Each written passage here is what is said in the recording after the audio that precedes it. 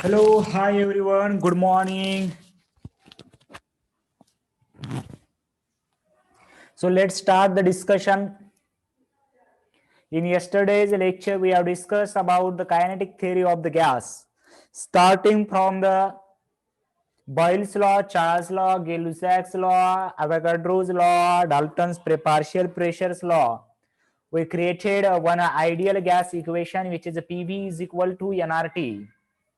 And here also one more equation, PV is equal to capital N kBT, right? That kb is called as Boltzmann constant, which has the value of Boltzmann constant ची value लक्षात आहे, universal gas constant ची value लक्षात आहे, right?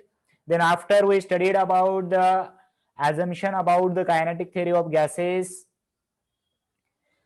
Then we studied about the mean free path, RMS velocity of the gases, and how it is depend upon the pressure or temperature or the molar mass, or we can say molecular weight. We saw the different velocities, that is the most probable velocity, average velocity, or we can say average speed, most probable speed, and RMS speed. Right, root mean square velocity. After that, various studies also proposed regarding the velocity of the gas molecule. It is a very difficult task to study the gas molecule, right? खूप microscopic लेवलला जाऊन study करावं लागेल. त्यांच्या velocity ज्या आहे त्या measurement करण्यासाठी different molecule will be consist different velocity. Hence we consider the mean square velocity, right? And lastly, we studied about how the pressure is related to the RMS velocity. Derive the equation of pressure is equal to 1/3 rho CRMS square. There is one also scientist Maxwell. He proposed one more theory and studied the velocities of the molecules of the same gas, right? Even though same gas in one container consists a different velocity for different molecules, and hence we consider the RMS velocity. But he proposed in his study, he proposed one graph, right? तो graph जो आहे तो आपल्याला एकदा लक्षात घ्यायचा आहे. त्याला मॅक्सवेल डिस्ट्रीब्युशन असं म्हणतात. लक्षात घ्या, याला डिस्ट्रीब्युशन, मॅक्सवेल डिस्ट्रीब्युशन म्हणतात. याचा काल स्क्रीनशॉट घेतलेला आहे का? जर नसेल याचा स्क्रीनशॉट तर स्क्रीनशॉट घ्या. अरे अजय, कसं करायचं रे तुला सकाळ सकाळी? म्हणजे येताच इथं याच्यासाठी का? बघा, स्क्रीनशॉट जर घेतला नसेल तर स्क्रीनशॉट घ्या. Right? Okay, see. Now the velocity of the all molecules are not same. आपल्याला हे माहिती आहे, but distributed along the various speed. मग त्या मॅक्सवेलने काय केलं बघा, की नंबर ऑफ मॉलिक्युल्स, बघा नंबर ऑफ मॉलिक्युल्स आणि त्यांची स्पीड समजा 5 मॉलिक्यूल 5 मीटर पर सेकंदाचे आहेत, 10-15 मॉलिक्यूल इथे काहीतरी 10 चे आहेत, 20 मॉलिक्यूल 10 मीटर पर सेकंदचे आहेत, तर 50 मॉलिक्यूल 5 मीटर पर सेकंदचे आहेत, परत 20 मॉलिक्यूल हे 20 मीटर पर सेकंदचे आहेत, 10 मॉलिक्यूल हे 25 मीटर पर सेकंदचे आहेत. म्हणजे बघा याच्यामध्ये की जे डिस्ट्रीब्युशन आहे व्हेलॉसिटीचं ते असं स्प्रेड आहे, त्याचा ग्राफ असा आलेला आहे. समजा हे नंबर असतील काहीतरी 5, 15, 25 आणि 35.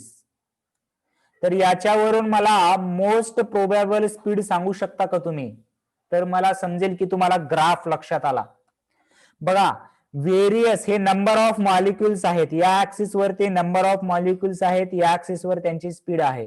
म्हणजे 5 जे मॉलिक्यूल आहेत ते 5 मीटर पर सेकंद सुद्धा आहे त्यांची स्पीड, आणि 20 मीटर पर सेकंद स्पीड असणारे सुद्धा 5 मॉलिक्यूल आहेत.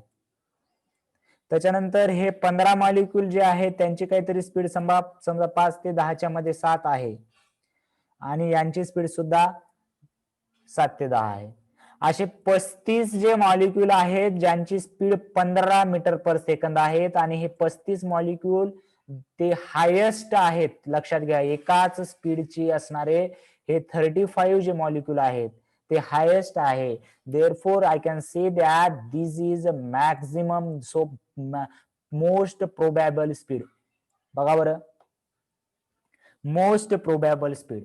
मग आपल्याला जर स्टडी करत असताना याच्यामध्ये जर असं काढायचं की बाबा 5 मीटर पर सेकंद ते 10 मीटर पर सेकंद वेलोसिटी असणारे किती मॉलिक्यूल आहेत. So I will integrate this number 5 metre per second याच्यापासून इथपर्यंतचे जे मॉलिक्यूल आहेत, हा जो शेडेड पोर्शनचा जो एरिया येईल तो एरिया म्हणजेच the number of molecules having velocity between v1 v2 आणि एरिया म्हणजेच आपण इंटिग्रेशन करतो. कुठून कुठपर्यंत करायचंय? v1 इंटू v2 पर्यंत. कशाचं इंटिग्रेशन करायचंय? दिस इज nv तर हा मॅक्सवेल डिस्ट्रीब्युशन आहे. कसं लक्षात ठेवायचंय की याने काय केलेलं आहे? ग्राफ कशाचा आहे? Velocity versus number of molecules having that velocity. आणि त्याच्यावरून आपल्याला काय काढता येईल की number of molecules between the velocity v1 आणि v2 मध्ये किती मॉलिक्युल्स आहेत हे आपल्याला काढता येईल. कशावरून? बाय शेडेड पोर्शनचा एरिया. त्याला इंटिग्रेट करतो आपण v1 पासून v2 पर्यंत. लक्षात आलं का मॅक्सवेल डिस्ट्रीब्युशन? आणि it is also studied at constant pressure and volume temperature. आपल्याला माहिती आहे, कारण व्हॉल्यूम किंवा टेम्परेचर किंवा प्रेशर चेंज केलं तर RMS वेलोसिटी मध्ये बदल होऊ शकतो किंवा त्याच्या व्हेलॉसिटी मध्ये बदल होऊ शकतो. म्हणून these factors remain constant. Clear आहे का? बघा, हे गोष्ट क्लिअर आहे का?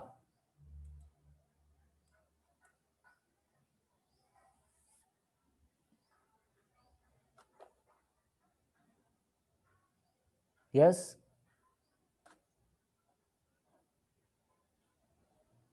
एकदम सिंपल प्रॉब्लेम म्हणजे चॅप्टरच सिंपल आहे. व्यवस्थित जास्त जर उकरत बसलात तर सर्वच कन्फ्युजन होईल. त्याच्यामुळे जेवढं कामाचं आहे तेवढं आपल्याला लक्षात घ्यायचंय. लक्षात घ्या, जेवढं शिकवतोय त्याच्यामध्ये त्याच्या व्यतिरिक्त प्लीज याच्यामध्ये काही करू नका. लक्षात घ्या, थिअरी वाचायचं असेल तुम्हाला एकदा NCERT वाचून घ्या, पण मला वाटत नाही याच्या बाहेर काही असणार आहे. Right. Laws of equipartition energy. आता जसं आपण पाहिलं होतं की it exert the equal amount of pressure. आणि आपण कायनेटिक एनर्जी काढलं होतं. आपण कायनेटिक एनर्जीचा फॉर्म्युला आपण डिराईव्ह केला होता. लक्षात घ्या, कायनेटिक एनर्जीचा फॉर्म्युला जो आहे तो होता हाफ mv² आणि v² ला तिथे RMS वेलोसिटी जर टाकली आपण, तर आपण एका याच्यासाठी जर काढले असेल number of molecules per unit per molecule जर काढलं असेल तर हाफ KT हा फॉर्म्युला आला होता तिथे. लक्षात आहे का? बघा बरं, half KT and this is energy.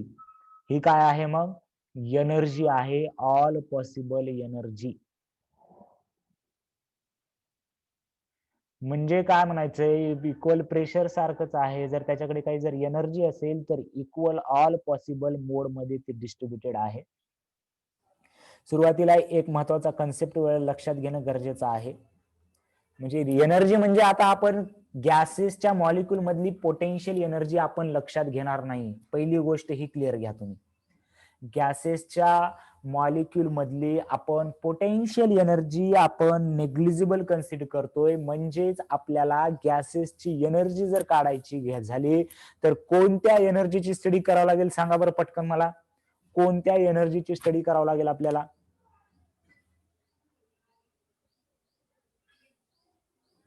गॅसेसची आपण पोटेन्शियल एनर्जी कन्सिडर करणार नाहीत because it is very negligible. So आणि इंटरमॉलिक्युलर जे फोर्सेस आहेत ते खूप वीक असणार आहेत. त्याच्यामुळे we will only consider the kinetic energy. Kinetic energy आपण फॉर्म्युला पर मॉलिक्यूल काढलेला आहे, half KB. This is Boltzmann constant into T. आणि लॉ ऑफ इक्विपार्शियल एनर्जी काय सांगतो की प्रत्येक ऑल पॉसिबल डायरेक्शन मध्ये सेम एनर्जी असते. ऑल पॉसिबल डायरेक्शन मध्ये सेम एनर्जी असते. आता तुम्हाला हे माहिती आहे का सांगा मला, मोनो ॲटॉमिक, डाय ॲटॉमिक आणि ट्राय ॲटॉमिक गॅसेस म्हणजे काय हे माहिती आहे का नेमकं? हे पाहूया आपण. डिग्री ऑफ फ्रीडम म्हणजे नेमकं काय असतो, त्याचा हा फॉर्म्युला लक्षात ठेवायचा तो पण एक्सप्लेन करतो मी. पण मोनो ॲटॉमिक, डाय ॲटॉमिक आणि ट्राय ॲटॉमिक गॅसेस म्हणजे नेमकं काय आहे, लक्षात आहे का? बघा आता मग थोडस आपण या स्क्रीनला थोडस पॉज करूया आणि इकडे बघा. राईट. तर बघा, मला वाटतं मोनो ॲटॉमिक, डायटॉमिक आणि ट्रायटॉमिक हे बेसिक तर माहिती असायला पाहिजे रे. चला, माहिती असलेले तुम्हाला गॅसेस सांगा. माहिती असलेले तुम्हाला गॅसेस.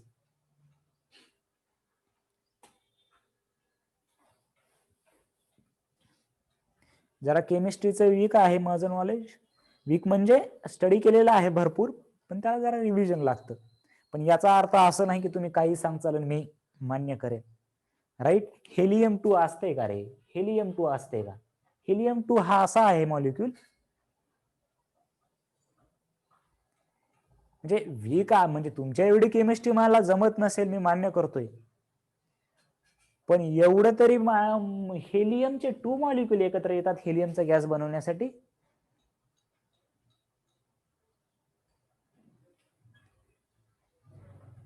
राईट. बघा, जे नोबेल गॅसेस आहेत, हेलियम हा नोबेल गॅस आहे का? नोबेल गॅस म्हणजे हे तरी माहिती असायला पाहिजे आपल्याला. Right. These are monoatomic gases because they are completed with their valency. आता त्याच्यामध्ये डीप मध्ये नाही सांगत मी. राईट. जे काय ऑक्टेट वगैरे आहे त्यांचं ते कम्प्लीट आहे त्यांचं. त्याच्यानंतर hydrogen, oxygen, these are diatomic gases. Right. त्यांचा ऑक्टेट या बॉन्डने कम्प्लीट झालेला आहे. राईट. Just 1 second. हॅलो. हा.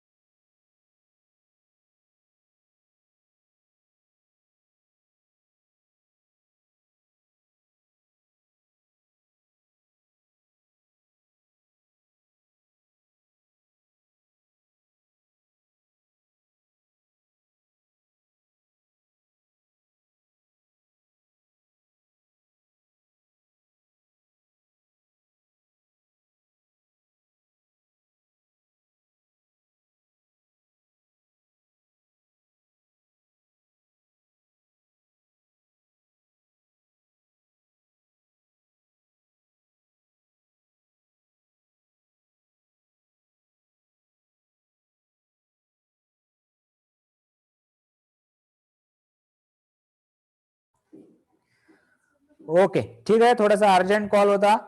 राईट. तर बघा आता व्यवस्थित आवाज येतोय आता. बघा आवाज येतोय आता.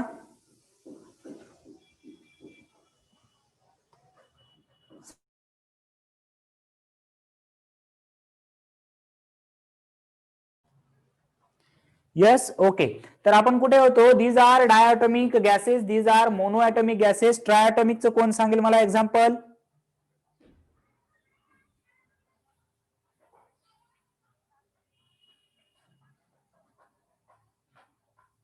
O2 पण असतो किंवा CO2, carbon dioxide, 3 molecules. Right. भरपूर आहेत अजून.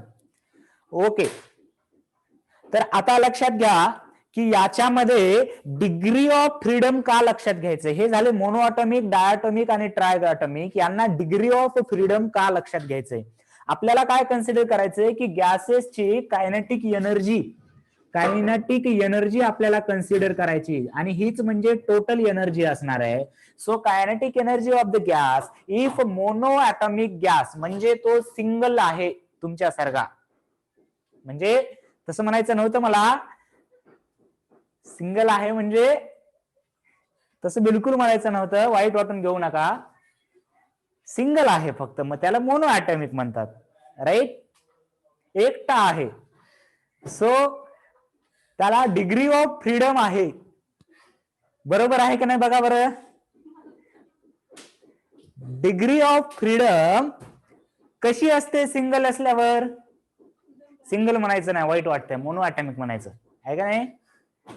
ठीक आहे. तर लक्षात घ्या की याच्यामध्ये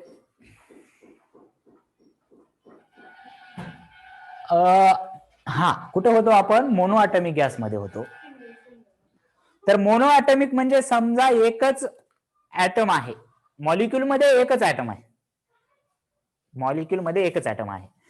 तो डिग्री ऑफ फ्रीडम काय असणार आहे? तो एक्स ऍक्सिसची एक मुवमेंट असणार आहे, वाय ऍक्सिसची एक मुवमेंट असणार आहे आणि झेड ऍक्सिसची एक मुवमेंट असणार आहे. सो त्या गॅसेसला 3 डिग्री ऑफ फ्रीडम म्हणता येईल. तो एक्स ऍक्सिसने जाऊ शकतो, वाय ऍक्सिसने जाऊ शकतो, झेड ऍक्सिसने जाऊ शकतो. And each part will be having 1/3 kT as energy, per molecule energy आहे. So 1/3 plus 1/2 kT plus 1/2 kT. So total 3/2 kT will be total energy of the gas. For which gas? कोणत्या gas साठी असेल ही? Degree of freedom ज्याची 3 आहे त्याला काय म्हणूया आपण? डिग्री ऑफ फ्रीडम ज्याची 3 आहे. आणि डिग्री ऑफ फ्रीडम 3 कोणाची असते? डिग्री ऑफ फ्रीडम 3 कोणाची असते? अरे बोला रे, झोपलेत का? सिंपल एकदम, जास्त डिफिकल्ट नका घेऊ. एकदम जसं डिग्री ऑफ फ्रीडम सांगतोय त्याच्यामध्ये जास्त खोलात नका जाऊ. की जे सिंगल मॉलिक्यूल आहे तो एक्स ऍक्सिस, वाय ऍक्सिस आणि झेड ऍक्सिस 3 डायरेक्शन मध्ये असू शकतो, त्याला मोनो ॲटॉमिक गॅस म्हणतात. राईट. ओके. राईट. आता सर मग डाय ॲटॉमिक गॅसेस मध्ये काय होतं? असं काय होतं जे डाय ॲटॉमिक गॅसेस मध्ये काय वेगळं? डिग्री ऑफ फ्रीडम हे काय? डिग्री ऑफ फ्रीडम म्हणजे याच्यामध्ये right, degree of freedom diatomic gas म्हणजे हा आता इथे सिंगल नाहीये, इथे एक ऑक्सिजनचा मॉलिक्यूल आहे, इथे एक ऑक्सिजनचा मॉलिक्यूल आहे. बरोबर आहे. किंवा आपण याला कन्सिडर करूया याला. मग हा परत मॉलिक्यूल एक्स ऍक्सिसला जाऊ शकतो असा पूर्ण, वाय ऍक्सिसला जाऊ शकतो पूर्ण, झेड ऍक्सिसला जाऊ शकतो. म्हणजे याच्याकडे सुद्धा 3 डिग्री ऑफ फ्रीडम आहेत. बघा, तुम्हाला वाटत असेल सिंगल असल्यावरच डिग्री ऑफ फ्रीडम असेल, नाही. फक्त हा जाताना हे दोन्ही मॉलिक्यूल जात आहेत. ते कसं होतं? एकटं होतं. हे इथं आता काय होतंय? डाय ॲटॉमिक गॅस मध्ये हा मॉलिक्यूल इटसेल्फ एक्स ऍक्सिस मध्ये, वाय ऍक्सिस मध्ये, झेड ऍक्सिस मध्ये. म्हणजे या 3 डिग्री ऑफ फ्रीडम झाल्या. परत आता डबल झाल्यावर काय होतंय बघा, कमिटेड असल्यावर प्रॉब्लेम काय येतो की काहीतरी जास्त ताप वाढतो, व्याप वाढतो, राईट, जे की मोनो ॲटॉमिक गॅस मध्ये नव्हतं, ते डाय ॲटॉमिक गॅस मध्ये एक्स्ट्रा आलेलं आहे. I am just talking about the physics. याचा काहीही वैयक्तिक जीवनाशी, कुठल्याही व्यक्तीशी, स्थळाशी काय जे असेल याचा काही संबंध नाही. जर तो आला तर निव्वळ योगायोग समजावा, राईट. तर बघा, या तर 3 डिग्री ऑफ फ्रीडम तर आहे डायटॉमिक साठी. मोनोसाठी काय होत्या की 3 डायटॉम, डाय साठी या ऑलरेडी 3 आहेत, प्लस त्याच्याकडे एक्स्ट्रा काय आलेलं आहे. आता हे डायटॉमिक म्हणजे हे स्वतः भोवती सुद्धा फिरू शकतात.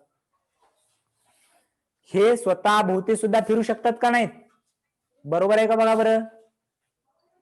हे स्वतः भोवती सुद्धा फिरू शकतात. मोनो ॲटॉमिक सुद्धा स्वतः भोवती फिरू शकतो, पण त्याच्या फिरण्याला काही महत्वच नाही, कारण तो आहेच एवढूसा. पण आता डाय ॲटॉमिक असल्यामुळे हे इथे एवढा बॉन्ड आहे आणि त्याच्याकडे रोटेशनल कायनेटिक एनर्जी असेल. Rotational kinetic energy. Single molecule सुद्धा फिरू शकतो, पण याची रोटेशनल कायनेटिक एनर्जी, याची जी आर आहे ती खूप छोटी आहे. पण जेव्हा हा फिरायला लागला तेव्हा याची रोटेशनल कायनेटिक एनर्जी कन्सिडरेबल आहे, कन्सिडरेबल, राईट. मग परत ही कायनेटिक एनर्जी या भोवती, या ऍक्सिस भोवती फिरू शकतो, परत या ऍक्सिस भोवती फिरू शकतो. म्हणजे परत रोटेशनल कायनेटिक एनर्जी किती ऍक्सिस भोवती आली? रोटेशनल कायनेटिक एनर्जी किती ऍक्सिस भोवती आली? बाहेर काढायचं ते, हा लावते बरं, राईट. बघा, रोटेशनल कायनेटिक एनर्जी ही परत एक्स्ट्रा दोन ऍक्सिस भोवती आली, म्हणजे हे 3 प्लस 2 रोटेटरी. हा, अजून तिसरा रोटेटरी असा पण आला असता, पण या रोटेशनला काही अर्थ आहे का हो? या रोटेशनला काही अर्थ आहे का? त्याच बाउंड भोवती, या ऍक्सिस भोवती रोटेशन उलाल्यावर, या ऍक्सिस भोवती रोटेशन उलाल्यावर त्याला काही अर्थ आहे का? नाही. So the degree of the freedom for diatomic gas is, the degree of the freedom for diatomic gas is 5. So I can add extra to half kT plus half kT for diatomic gas. Therefore, total energy of diatomic gas will be 5/2 kT. समकालय, समजालय, सर्वजण सांगा रे, जरा response देत जा. नाही म्हणलात तर मी काही तुम्हाला तिथे येऊन मारणार नाही, डबल मला काहीतरी वेगवेगळा सांगता येईल, राईट. मोनो ॲटॉमिक, डाय ॲटॉमिक व्यवस्थित यायलंय. मोनो ॲटॉमिक साठी आपण म्हणू शकतो डिग्री ऑफ फ्रीडम 3 आहे, डाय ॲटॉमिक साठी डिग्री ऑफ फ्रीडम 5 आहे, किंवा त्याच्यासाठी हा एक फॉर्म्युला सांगितला जातो 3a minus B. Degree of freedom साठी हा ए म्हणजे नंबर ऑफ मॉलिक्युल्स आणि बी म्हणजे number of restriction. Number of restriction म्हणजे नंबर ऑफ बॉन्डच असतं. रिस्ट्रिक्शन म्हणजे काय की त्याच्यामध्ये बॉन्ड आहे, सिंगल असल्यावर नसतो तो बॉन्ड, डबल असल्यावर असतो, म्हणजे एक रिस्ट्रिक्शन आहे, राईट. म्हणजे जर याच्यामध्ये जर मी डाय 1 साठी घेतलं तर 3 × 1 3, आणि हे तर नंबर ऑफ रिस्ट्रिक्शन नसतं सिंगल असल्यावर. सो डिग्री ऑफ फ्रीडम 3 हा फॉर्म्युला वापरून काढायचा झाला तर, किंवा मी ऑलरेडी सांगितलंय, right.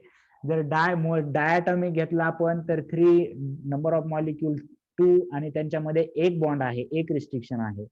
So 6 - 1 degree of freedom 5, बरोबर आहे. आणि ट्रायची किती येणार?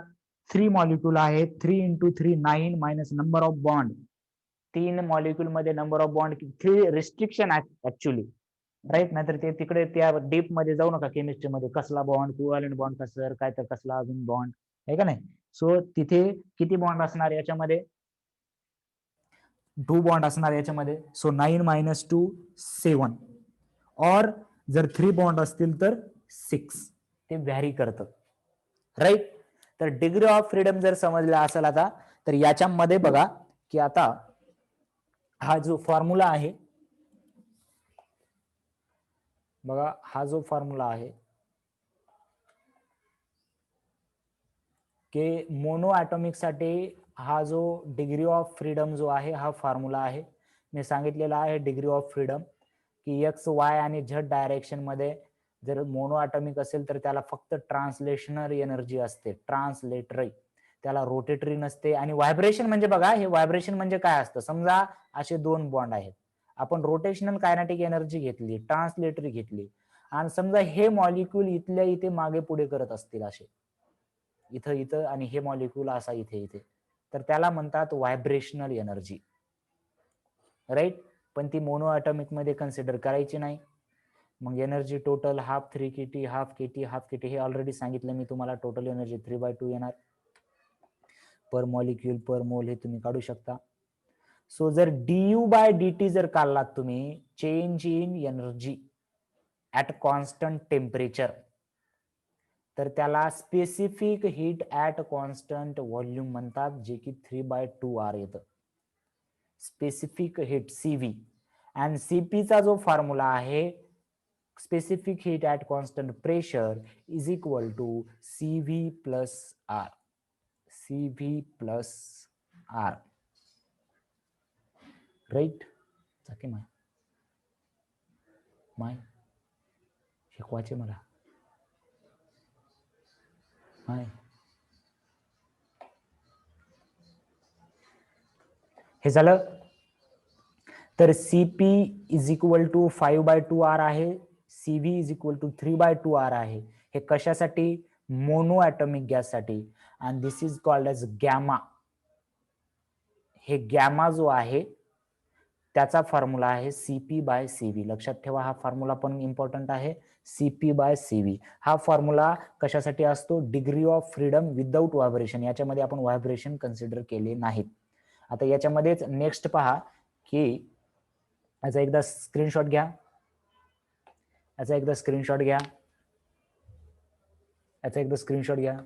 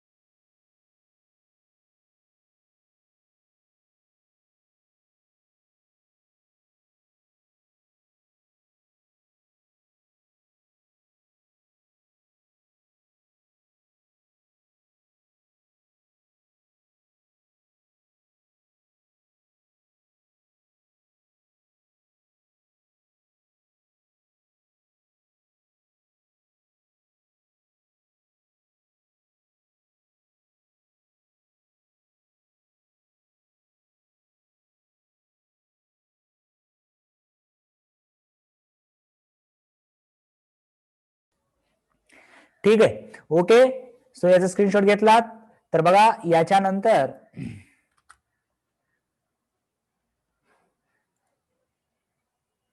इथे व्यवस्थित आपण काढलेलं आहे की बघा, मोनो ॲटॉमिक साठी तर झालं. डायॲटॉमिक गॅसेस मध्ये दोन टाईप पडतील त्याचे, डायॲटॉमिक गॅसेस साठी त्याचे दोन टाईप पडतील. कोणते कोणते, without vibration, with vibration. Without vibration जे आहे, विदाउट व्हायब्रेशन जे आहे ते F is equal to 3a-b. तर रिस्ट्रिक्शन एक आहे 3 × 2 5, right. So F is equal to 5. तर कायनेटिक एनर्जी काय येणार, याची याची x/y2 केटी केटी केटी, रोटेशनलची पण 2, याच्यामुळे हाफ केटी हाफ केटी, ही केटी झाली, टोटल एनर्जी आली 5/2 केटी. आणि टोटल या जर व्हायब्रेशन कन्सिडर केलात तर हे 5 ऑलरेडी आणि एक व्हायब्रेशनल एनर्जी याच्या along. So total degree of freedom 6 झाली, आणि 6 डिग्री ऑफ फ्रीडम झाली की त्याचा जो टोटल एनर्जी आहे ती 7/2 येणार. तर एनर्जी 5/2 RT येणार. du/dt जे आहे त्याची व्हॅल्यू CV असते, तर CV 5/2R येणार. CP +1 असणार म्हणजे 7/2R येणार. आणि जो रेशो आहे that is CP/CV is equal to 7/5 for diatomic. Monoatomic साठी किती आलता, 5/3. राईट. हे विथ व्हायब्रेशन आहे. आणि ट्राय ॲटॉमिक साठी दोन टाईप पडतील परत त्याचे. हा लिनियर असेल तर नंबर ऑफ रिस्ट्रिक्शन 2 असतील. जर नॉन लिनियर असेल तर नंबर ऑफ ॲटम 3 असतील. राईट. नंबर ऑफ रिस्ट्रिक्शन 2 असतील. नॉन लिनियर असेल तर 3 असतील. तर डिग्री ऑफ फ्रीडम याच्यासाठी 7 आहे, याच्यासाठी 6 आहे. लक्षात आलं का तुम्हाला? हे सर्व बघा बरं एकदा व्यवस्थित बघा एकदा. याच्यावरतीच प्रश्न आहे. डायटॉमिकची सीव्ही किती, याची सीपी किती, सीव्ही बाय सीपी किती, याच्यावरून प्रश्न आहेत पुढे भरपूर. CP and CV specific heat at a constant volume and specific heat at constant pressure, जे की थर्मोडायनामिक्स मध्ये व्यवस्थित झालेलं आहे तुम्हाला. कॉन्स्टंट व्हॉल्यूम ठेवून जर टेम्परेचर वाढवायचं असेल किंवा कॉन्स्टंट प्रेशर ठेवून जर वाढवायचं असेल तर त्या दोन वेगवेगळ्या कन्सिडर आहेत.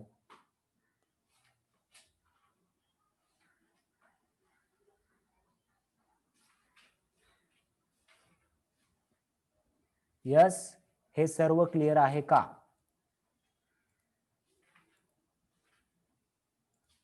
याचं सुद्धा स्नॅपशॉट घ्यायचंय. याचं सुद्धा स्नॅपशॉट घ्यायचंय.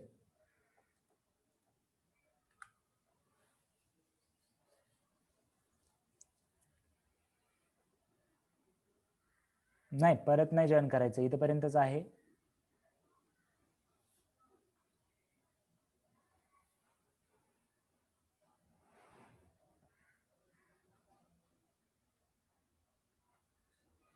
राईट. घेतलात का? स्क्रीनशॉट घेतलात?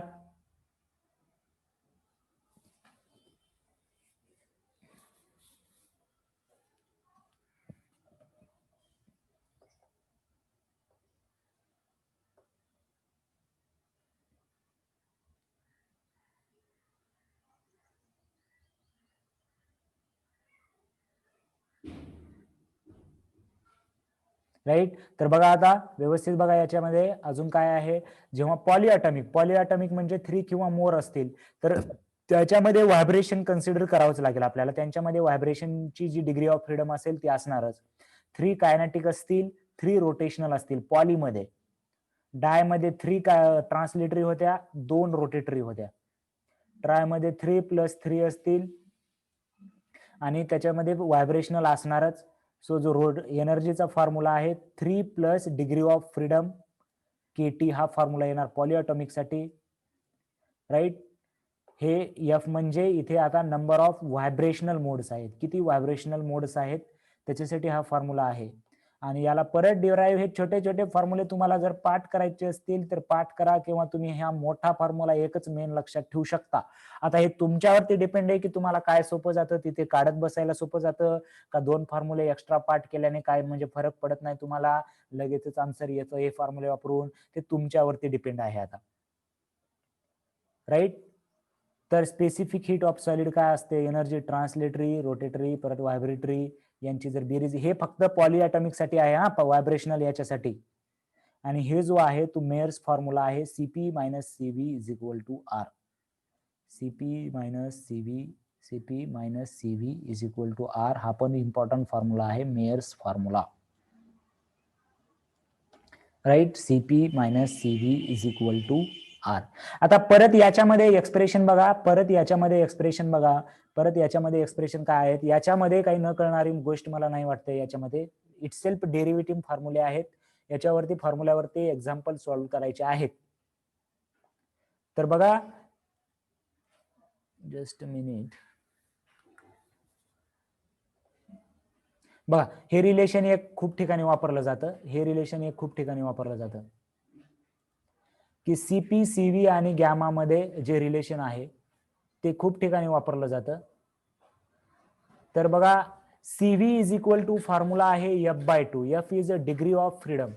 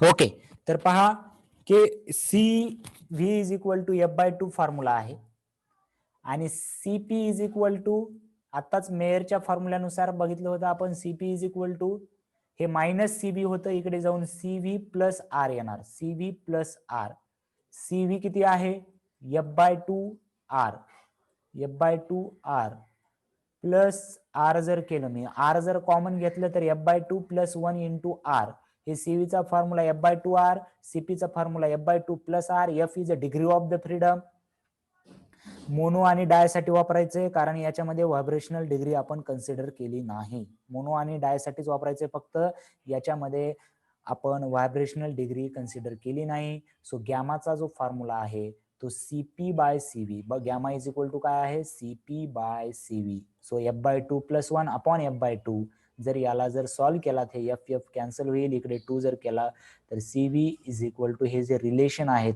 One dependent another CV is equal to R upon gamma minus 1 येईल and CP is equal to gamma R upon gamma minus 1 येईल राईट तर हे रिलेशन लिहून घ्यायचे स्क्रीनशॉट काढून याच्यापर्यंत तुम्हाला उद्याच्या परीक्षेमध्ये एक्झाम्पल येऊ शकतात राईट याच्या पुढचा जो पार्ट आहे तो नेक्स्ट आपल्याला नेक्स्ट लेक्चरला पाहायचंय आपलं नेक्स्ट लेक्चर जे आहे ती बघा नोटीस व्यवस्थित आता उद्या म्हणजे हे बिफोर दिवाळी आपलं लास्ट लेक्चर होतं उद्या एक्झाम असणार 7 तारखेला आणि तुम्हाला 7 to 17 या हॉलिडेज आहेत फॉर दिवाळी राईट 7 तारखेची एक्झाम असेल आणि 7 ते 17 या सुट्ट्या असतील आपला क्लास 18 तारखेला सुरू होईल ऑनलाईन राईट आणि थोड्याच दिवसात फिजिकल जे क्लास सुरू होणार आहेत ते तुम्हाला तेव्हा नोटिफाय करू शकतात तेव्हा आम्ही तुम्हाला सांगू राईट 18 पासून आपले ऑनलाईन क्लासेस सुरू होतील किंवा याच्यामध्ये जर काही चेंज झाला तर ग्रुपवर कळवण्यात येईल ठीक आहे सो ग्रुपवरती लक्ष द्यायचं आपल्याला याच्यामध्ये चेंज पण होऊ शकतो तर ग्रुपवरती लक्ष द्यायचं आपल्याला तेव्हा तर आज हे बिफोर दिवाळी हे लास्ट लेक्चर होतं so happy Diwali for all of you right उद्या एक्झाम आहे एक्झाम व्यवस्थित द्यायचं आहे एक्झामचा रिव्हिजन सिलेबस वेव्ह ऑप्टिक्स आहे त्याच्यामध्ये इंटरफरन्स डायफ्रॅक्शन नाही लक्षात घ्या फक्त वेव्ह ऑप्टिक्स पूर्ण राईट एरलेस मधून जसं सरांनी शिकवले तसं राईट